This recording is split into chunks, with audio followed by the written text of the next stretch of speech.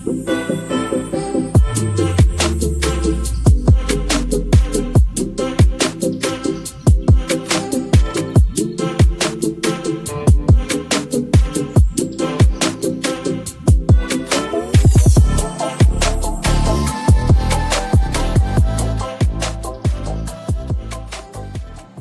bismillahirrahmanirrahim. Assalamualaikum warahmatullahi wabarakatuh. Perkenalkan, nama saya Putri Ramadhani, saya dari kelompok 5. Hari ini kami ingin mempresentasikan bab kelima, yaitu tentang standar sarana dan prasarana pembelajaran di Madrasah Tsanawiyah. Oke, materi pertama tentang satuan pendidikan dan lahan yang akan disampaikan oleh saudara kita Muhammad Hadi Id Alifti, dan materi kedua yaitu adalah bangunan gedung yang akan disampaikan saya sendiri, Putri Ramadhani, dan yang materi terakhir yaitu adalah kelengkapan sarana dan prasarana yang akan disampaikan oleh saudari kita Siti Nurul Hidayah. Assalamualaikum warahmatullahi wabarakatuh. Nama saya Muhammad Hadi Alifti. Di sini saya akan menjelaskan mengenai standar sarana dan prasarana pada pembangunan Madrasah Tsanawiyah atau SMP. Nah, pada satuan pendidikan, satu SMP memiliki minimal 3 rombongan belajar dan maksimal 24 rombongan belajar. Satu SMP minimal dengan 3 rombongan belajar maksimum melayani 2.000 jiwa. Bila lebih dari 2.000 jiwa, maka hendaknya SMP atau MTS tersebut menambah lagi rombongan belajarnya. Dan bila rombongan belajar tersebut sudah pada mencapai batas maksimalnya, yakni 24 rombongan belajar, maka hendaknya dilakukan pembangunan SMP baru pada kecamatan tersebut. Yang kedua itu, satu kecamatan melayani, maksud saya dilayani oleh satu SMP atau MTS yang dapat menampung lulusan SD atau madrasah ibtidaiyah pada kecamatan tersebut. Nah, apabila terletak pada wilayah terpencil atau permanen dan dihuni oleh penduduk lebih dari 1.000 jiwa, maka cukup dilayani oleh satu MTS atau SMP, serta jarak tempuh peserta didik dari rumahnya menuju sekolah tersebut maksimal 6 km bila dilalui dengan cara berjalan kaki. Nah, kali ini kita akan membahas bagaimana kriteria lahan untuk pendirian suatu SMP atau MTS di sebuah kecamatan. Artinya, yang pertama adalah lahan untuk pendirian suatu SMP atau MTS itu harus memenuhi rasio minimal luas lahan. Contohnya adalah SMP atau MTS yang memiliki 3 rombongan belajar itu. Rasio minimal luas lahannya adalah 22,9 meter kubik untuk bangunan satu lantai. Sedangkan untuk rombongan belajar, untuk sekolah yang memiliki rombongan belajar 4-6 rombongan belajar, untuk bangunan lantai 1, rasionya adalah 16 meter kubik, dan yang untuk bangunan satu lantai, dan untuk bangunan 2 lantai yakni 8,5 meter kubik. Nah, untuk sekolah yang memiliki 7 hingga 9 rombongan belajar, untuk bangunan satu lantai itu rasio minimalnya adalah 13,8 meter kubik. Untuk bangunan 2 lantai 7,5 meter kubik, dan untuk bangunan 3 lantai rasio minimalnya adalah 5,1 meter kubik, seperti yang dapat kita lihat di buku. Untuk yang kedua adalah untuk satuan pendidikan yang memiliki rombongan belajar dengan banyak peserta didik kurang dari kapasitas maksimum kelas, juga memiliki rasio minimal dalam ukuran lahan. Contohnya, sekolah yang memiliki 3 rombongan belajar itu memiliki rasio minimal lahan untuk bangunan satu lantai itu sebesar 1.440 meter kubik. Sedangkan untuk banyak rombelnya 4-6 rombel, sekolah tersebut memiliki rasio untuk bangunan satu lantai sebesar 1.840 meter kubik, dan untuk bangunan dua lantai itu rasionya 1.310 meter kubik, dan seterusnya. Nah, luas lahan yang telah kita bahas dari poin 1 hingga poin 2 itu bertujuan untuk penggunaan efektif, di mana lahan-lahan ini berfungsi untuk membangun sarana dan prasarana penunjang sekolah, baik dari gedung hingga tempat untuk bermain atau olahraga. Poin keempat, lahan sekolah harus terhindar dari bahaya yang mengancam keselamatan jiwa maupun kesehatan para peserta didik. Sekolah pun juga harus memiliki akses apabila sekolah dalam keadaan darurat. Misalnya ada bencana ataupun ada hal-hal yang lainnya yang mengancam keselamatan jiwa peserta didik. Dan sekolah harus punya akses untuk penyelamatan peserta didik tersebut.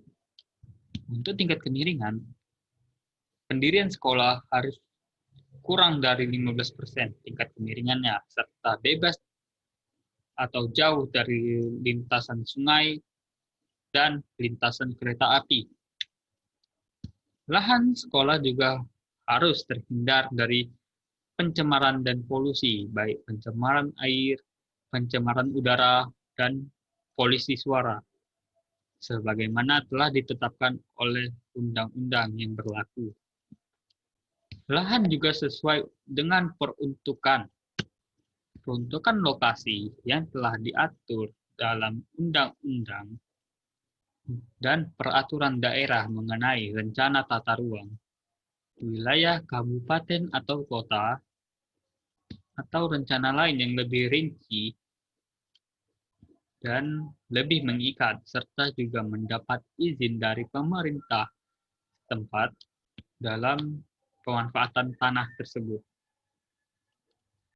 Lahan pendirian sekolah juga memiliki hak atas tanah sebelum mendirikan bangunan tersebut.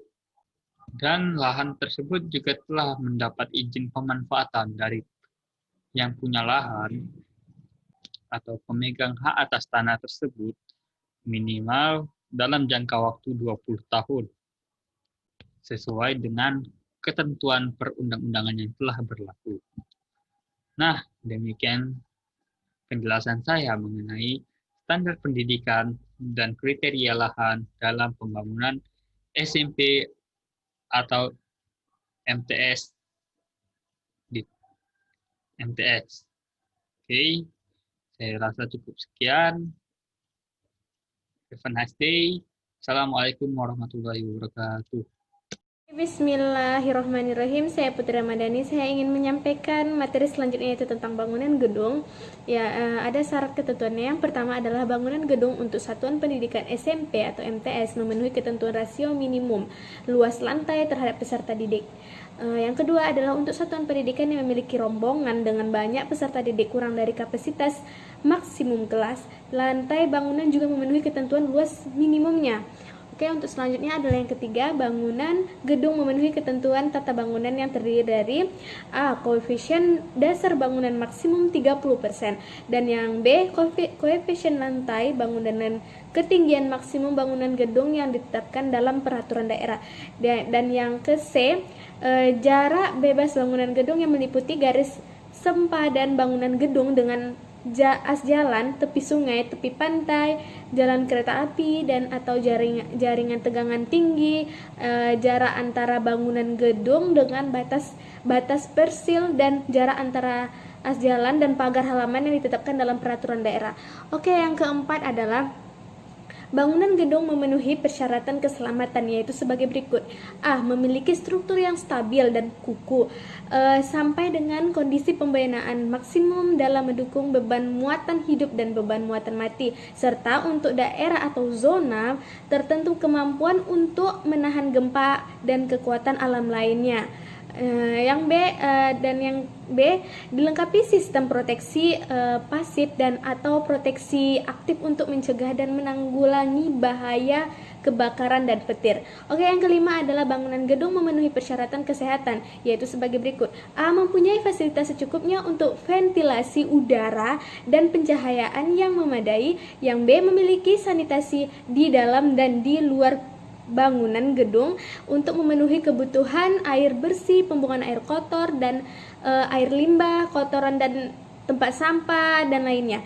Yang C adalah bahan bangunan yang aman bagi kesehatan penggunaan bangunan gedung dan tidak menimbulkan dampak negatif terhadap lingkungan. Oke, yang keenam adalah bangunan gedung menyediakan fasilitas dan aksesibilitas yang mudah, aman dan nyaman termasuk bagi penyandang cacat. Yang ketujuh adalah bangunan gedung memenuhi persyaratan kenyamanan berikut. A. Bangunan gedung mampu meredam getaran dan kebisingan yang mengganggu kegiatan pembelajaran. B. Setiap ruangan memiliki temperatur dan kelembapan yang tidak melebihi kondisi di luar ruangan. Oke, yang kedelapan adalah bangunan gedung bertingkat memenuhi persyaratan sebagai berikut. A. Maksimum terdiri dari 3 lantai. B. Dilengkapi tangkapan yang mempertimbangkan kemudahan, keamanan, keselamatan, dan kesehatan pengguna. Yang kesembilan adalah bangunan gedung dilengkapi sistem keamanan yaitu sebagai berikut. A. Peringatan bahaya bagi pengguna pintu keluar darurat dan jalur evakuasi jika terjadi bencana kebakaran atau bencana lainnya. B. Akses evakuasi yang dapat dicapai dengan mudah dan dilengkapi petunjuk arah yang jelas. Oke, yang ke-10 adalah bangunan gedung dilengkapi instalasi listrik dengan daya minimum 1300 watt. Dan yang ke-11 adalah pembangunan gedung atau ruang baru harus dirancang, dilaksanakan dan diawasi secara profesional. Oke, selanjutnya yang nomor 12 adalah kualitas bangunan gedung minimum permanen kelas B. Permanen kelas B sesuai dengan PP No 19 tahun 2005 pasal 45 dan mengacu pada standar PU. Yang ke-13 adalah bangunan gedung sekolah baru dapat bertahan minimum 20 tahun. 14. Pemeliharaan bangunan gedung sekolah yaitu adalah sebagai berikut. A. Pemeliharaan ringan meliputi pengecatan ulang, perbaikan dan lainnya. Yang B adalah pemeliharaan berat yaitu adalah meliputi penggantian rangkap atap, rangkap platon, rangka kayu, kusen dan sebagainya. Oke, yang ke-16 adalah bangunan gedung dilengkapi izin mendirikan bangunan dan izin penggunaan sesuai ketentuan peraturan perundang-undangan yang berlaku. Mungkin itu saja dari saya. Wassalamualaikum warahmatullahi wabarakatuh. Assalamualaikum warahmatullahi wabarakatuh. Hai guys, nama saya Siti Nurul Hidayah dan di sini saya akan menjelaskan tentang kelengkapan sarana dan prasarana. Nah, di dalam sebuah madrasah sanawiyah atau SMP biasanya memiliki sekurang-kurangnya 14 prasarana. Dan 14 prasarana tersebut yaitu yang pertama, ruang kelas. Ruang kelas ini berfungsi sebagai tempat kegiatan berlangsungnya belajar mengajar antara pendidik dan peserta didik. Dan biasanya di dalam ruang kelas ini juga dilengkapi sarana seperti kursi peserta didik, meja peserta didik, lalu meja guru, kursi guru, lemari yang berfungsi untuk menyimpan peralatan kelas ketika kegiatan belajar mengajar telah usai, lalu ada papan tulis beserta spidol dan penghapusnya, lalu ada tempat sampah dan jam dinding. Dan yang kedua, ada ruang perpustakaan di mana ruangan ini berfungsi untuk seorang pendidik dan peserta didik mendapatkan informasi dari bahan pustaka yang terdapat di dalam ruangan perpustakaan tersebut. Dan yang ketiga ada ruangan laboratorium IPA di mana ruangan ini berfungsi untuk seorang peserta didik melakukan kegiatan praktek pelajaran IPA. Yang keempat ada ruang pimpinan di mana ruangan tersebut berfungsi untuk tempat pengelolaan sekolah, lalu untuk menerima tamu seperti dinas atau wali murid atau pertemuan guru dan lain sebagainya. Lalu yang kelima ada ruangan guru, di mana ruang guru ini berfungsi untuk seorang guru melakukan pekerjaannya di ruangan tersebut ataupun tempat untuk mereka istirahat setelah melakukan kegiatan belajar mengajar. Dan bisa juga di ruangan tersebut untuk seorang guru menerima tamunya baik berupa peserta didik maupun tamu yang lainnya. Yang keenam ada ruang tata usaha, di mana di dalam ruangan tersebut berfungsi untuk petugas mengerjakan administrasi sekolah. Lalu yang ketujuh ada tempat beribadah yang berfungsi untuk tempat pendidik dan peserta didik melakukan ibadah pada saat di sekolah. Dan yang kedelapan ada ruang konseling, di mana tempat tersebut berfungsi sebagai peserta didik mendapatkan layanan konseling.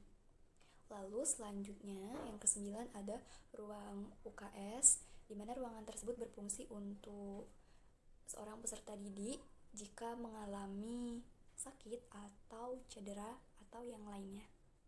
Yang ke-10 ada ruang organisasi kesiswaan, di mana ruangan tersebut berfungsi sebagai tempat berlangsungnya kegiatan organisasi siswa. Yang ke-11 ada jamban yang berfungsi untuk tempat buang air kecil dan besar. Yang ke-12 ada gudang yang berfungsi sebagai tempat penyimpanan barang-barang sekolah.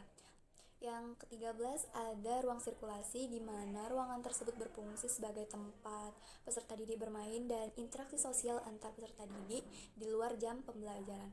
Lalu yang terakhir ada tempat berolahraga yang berfungsi sebagai tempat olahraga dan biasanya juga digunakan untuk pelajaran pendidikan jasmani.